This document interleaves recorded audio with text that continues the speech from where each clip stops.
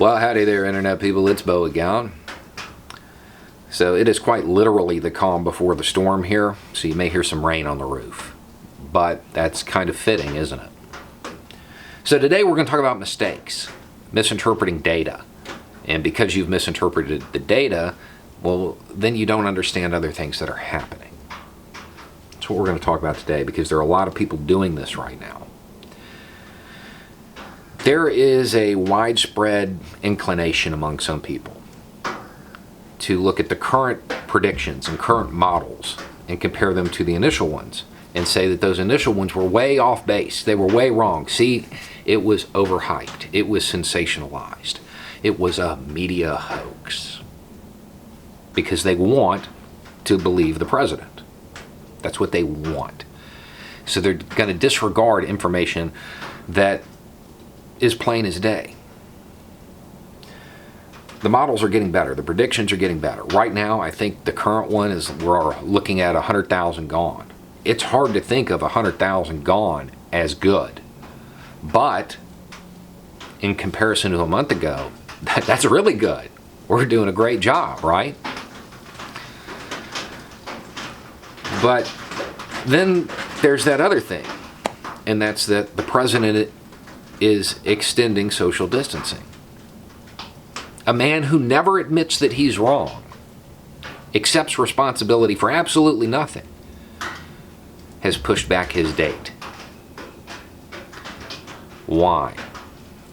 Because the initial models weren't that wrong. They weren't off base. They were good estimates. And social distancing is working. That's the point. That's why we're staying home. That's why we're self-isolating, is to lower the number of people that get it. And it's working. Therefore, the president extends how long we're doing it, because it's working.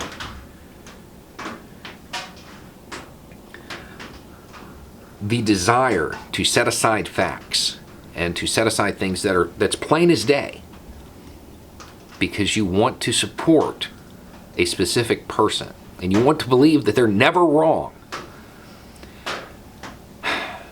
that's indicative of cult behavior. You really need to check yourself. It's probably going to extend, maybe a little bit longer than the current date. But it's because it's working. It's saving lives. That's why we're staying home. The whole idea was to flatten the curve. And we have, in a way, it has dropped significantly. But we're still at the point where, at peak, it may overwhelm medical infrastructure. And that's what we're trying to avoid. So we've got to get it down again. We've got to keep pushing it down. If we let up now, there's still enough cases out there to reinitiate that climb, and therefore get over the point that hospitals can handle. That's why it's being extended. The president isn't going to look at these models that keep dropping and say, I can show that I was right now, but instead I'm going to postpone the reopen. That doesn't even make sense. The only reason that you can look at this and think it was overblown is if you're disregarding evidence. And you're disregarding evidence because you have fallen for a cult of personality.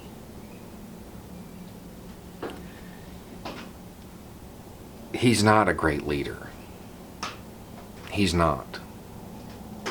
He's not going to make America great. His accomplishments are nil. You got to let it go. You made a bad choice. Everybody makes mistakes. You back to, well, I don't know. I'm not a particular fan of Hillary either.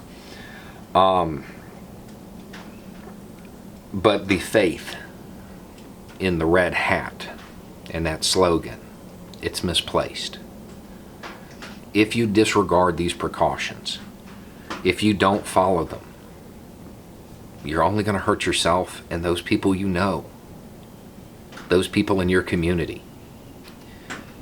Is that level of selfishness and willful ignorance making America great? Anyway, wash your hands. Don't touch your face. Stay at home.